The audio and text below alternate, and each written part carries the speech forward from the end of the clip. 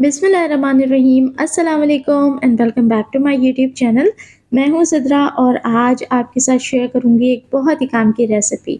जी हाँ, क्योंकि आगे आ रहे हैं रमज़ान, तो मैं आज आपके साथ शेयर करूँगी किस तरीके से घर के अंदर आप बिल्कुल दूध वाले के स्टाइल क्या मलाईदार गाढ़ा मोटी मलाई वाला दही घर के अंदर जमा सकते हैं।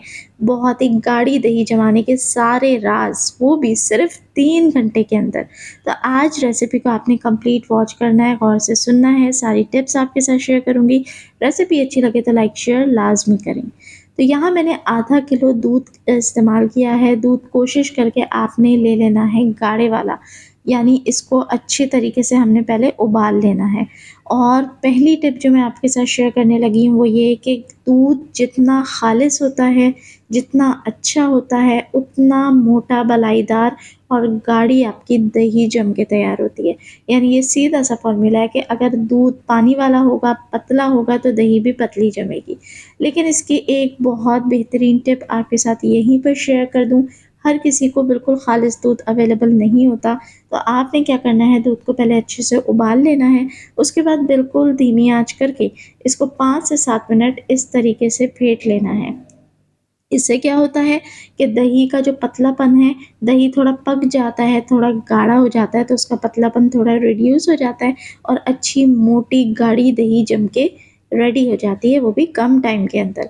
चलें जी, अब यहाँ पर मैंने इसे चूल्हे से उतार लिया है जब मैंने इसको 5-7 मिनट धीमी आँच के ऊपर अच्छे से पका लिया।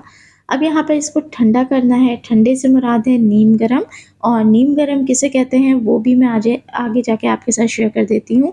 लेकिन फ़िलहाल आपने क्या करना है कि इसको डोई की मदद से थोड़ा-सा फेंट लेना है। अब यहाँ पर मैं उँगली डाल के चेक करूँ, देखिए नीम गरम वो होता है जब आप इसके अंदर फ़िंगर रखें तो आपको बाकायदगी से गरम महसूस हो लेकिन काबिले बर्दाश्त हो।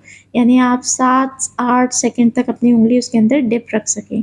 चलें जी, इसको मैंने थोड़ा-सा नीम गरम कर लिया, उसके बाद जिस बर्तन के अंदर आपने दही जमानी है, उस बर्तन के अंदर दूध को आपने शिफ्ट कर लेना है।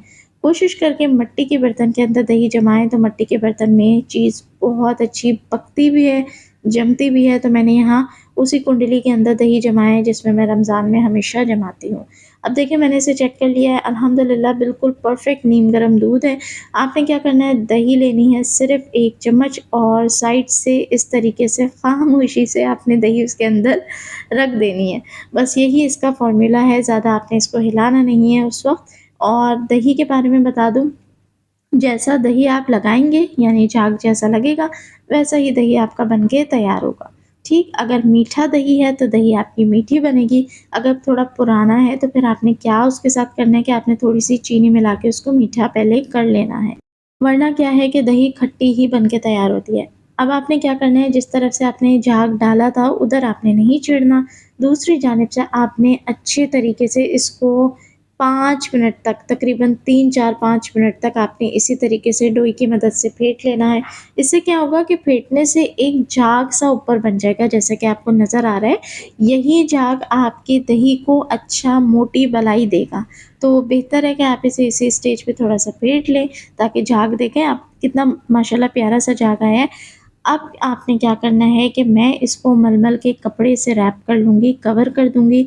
आपके पास नहीं है, आप किसी भी ढक्कन से, प्लेट से, किसी भी चीज़ से इसे कवर कर सकते हैं। ठीक हो गया? अब मैं इसे कवर करके रख दूँगी किसी गर्म जगह पे, माइक्रोवेव के अंदर रख दीजिए, कैबिनेट के अंदर रख दीजिए। वैसे तो 4 से 5 घंटे के अंदर परफ़ेक्ट दही जम जाती है, लेकिन जिस प्रोसीजर से मैंने आपको बताया, आप ये ट्राई करके देख सकते हैं। इंशाल्लाह 3 साढ़े 3 घंटे के अंदर ये बेहतरीन दही बन के तैयार हो जाएगी। तो यहाँ पर आप देखें अल्हम्दुलिल्लाह अब मैं ये 4 घंटे के बाद का आपको रिज़ल्ट दिखा रही हूँ कि कितना मोटा, मलाईदार, झागदार दही बन के तैयार हुई है। आप देखें इसके ऊपर कितनी मोटी मलाई है, अल्हम्दुलिल्लाह जो नज़र आ रही है।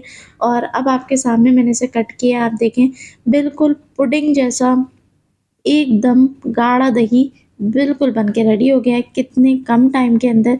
तो बेसिकली ऐसा कैसे हो गया? ऐसा इसलिए हुआ है कि जो छोटी-छोटी टिप्स हमने फ़ॉलो करी, उन टिप्स की वजह से एक आम सी रेसिपी बहुत ही परफेक्ट बन के तैयार हो गई।